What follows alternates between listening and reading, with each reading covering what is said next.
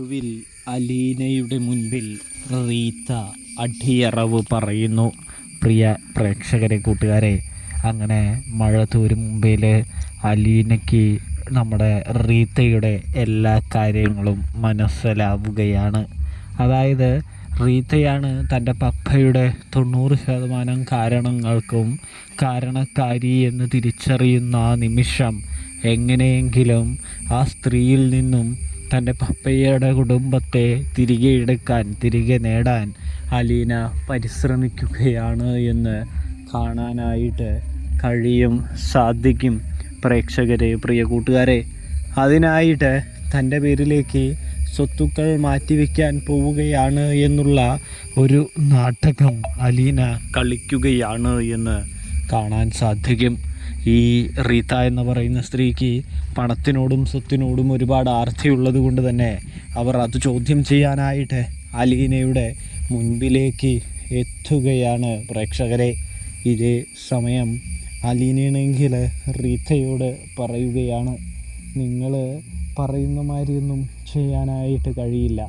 എൻ്റെ പപ്പയുടെ സ്വത്തിൽ എനിക്കും അധികാരമുണ്ട്, അതുകൊണ്ട് തന്നെ എനിക്കും അത് വേണമെന്ന് പറയാണ്.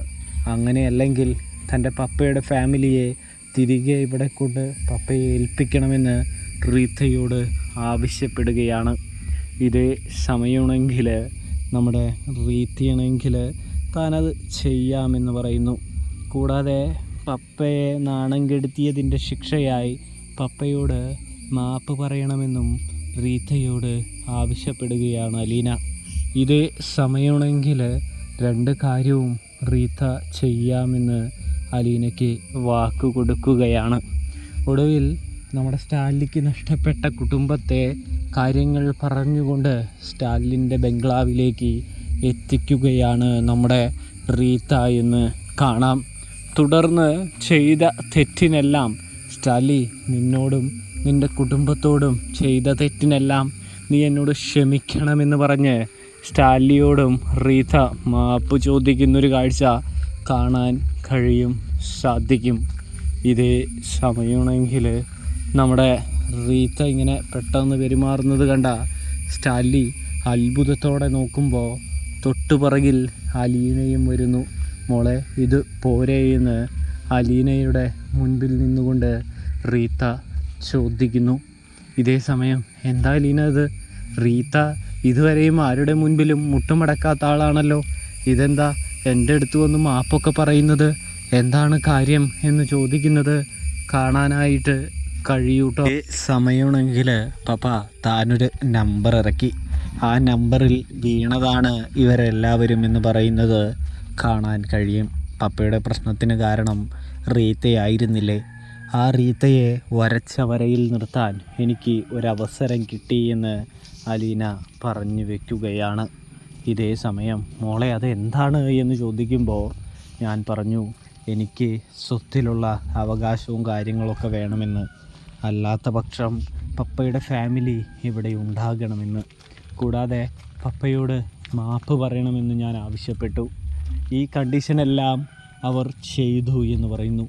സ്വത്തിനു വേണ്ടി എന്തും ചെയ്യുന്ന ഒരു സ്ത്രീയാണ് റീത്ത എന്ന് എനിക്ക് മനസ്സിലായി എന്നും അലീന സ്റ്റാലിയോട് പറയുന്നു. ഇതേ സമയം സ്റ്റാലി പറയുന്നുണ്ട്, അതെന്തായാലും നന്നായി മോളെ. എന്തായാലും ഞാൻ അവളുടെ മുമ്പിൽ ഇതുവരെ തലകുനിച്ച് നിൽക്കുകയായിരുന്നു. അവരാദ്യമായിട്ടാണ് എൻ്റെ മുൻപിൽ തലകുനിച്ച് നിൽക്കുന്നത്. എല്ലാം കണ്ട് എനിക്ക് സന്തോഷമുണ്ട്.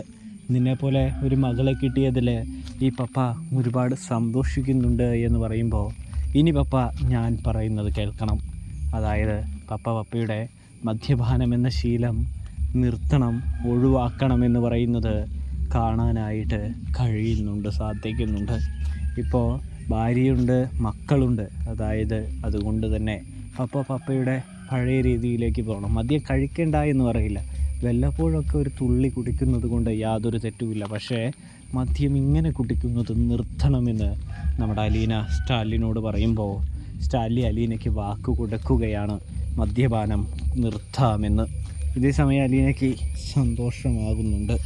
അപ്പോൾ റിവ്യൂ ഇഷ്ടപ്പെട്ടാൽ ചാനൽ മറക്കാതെ ഒന്ന് സബ്സ്ക്രൈബ് ചെയ്യാനായിട്ട് മറക്കല്ലേ പ്രേക്ഷകരെ, കൂട്ടുകാരെ.